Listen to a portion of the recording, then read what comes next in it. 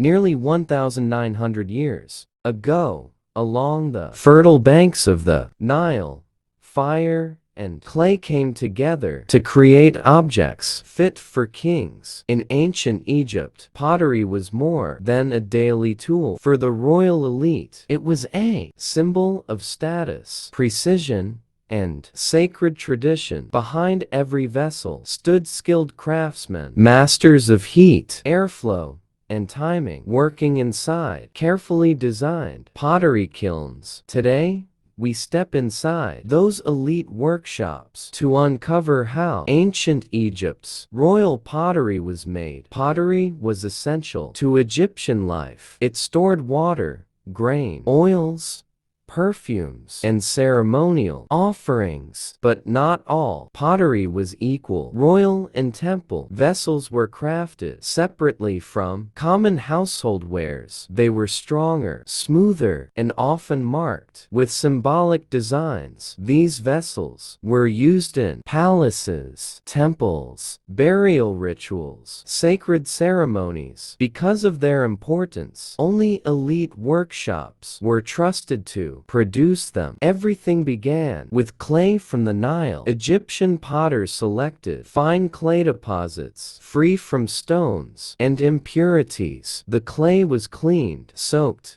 and kneaded by hand to remove air pockets. This process required patience. Even a small mistake could cause a vessel to crack during firing. Once prepared, the clay was divided according to purpose. Thin clay for ceremonial vessels, thicker clay for storage and transport. Only perfectly balanced clay reached the royal kilns. Using simple tools and rotating platforms, potters shaped each vessel by hand. There were no machines, only experience. Walls had to be even, rims had to be balanced. Any weakness would be exposed later by extreme heat. After shaping, the pottery was left to air dry slowly. This stage was critical. If dried too fast, moisture trapped inside could cause cracking during firing. Ancient Egyptian kilns were advanced for their time. Most royal kilns were enclosed structures built from mud, brick, and stone. They allowed craftsmen to control temperature, airflow, oxygen levels. The kiln was divided into chambers: a fire chamber below, a pottery chamber above. Fuel, usually wood or dried plant material, was fed carefully to maintain stable heat. Temperatures could exceed 900 degrees Celsius, strong enough to permanently transform clay into ceramic. Managing this heat required deep knowledge and constant attention. Firing pottery was the most dangerous stage. Too much heat could warp vessels. Too little heat made them weak. Potters watched the color of flames and kiln walls to judge temperature. There were no thermometers. Only experience passed down through generations. Some vessels were fired multiple times to achieve smoother surfaces or special finishes. This precision explains why royal pottery lasted thousands of years. Royal pottery was not just functional. Colors,